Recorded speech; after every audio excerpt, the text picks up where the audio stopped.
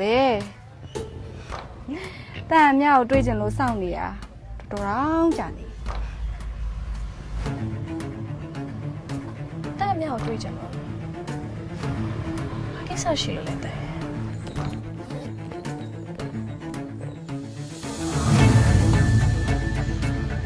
ရှော့အမြောက်ကလစ်မလားဒါဘလို့တက်စီရောက်နေရမောင်ကားထဲမှာတွေ့ရလေ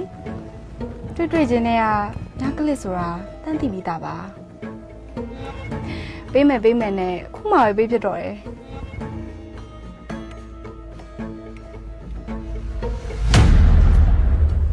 ဒီကလစ်ကအရင်ကြည့်ပါ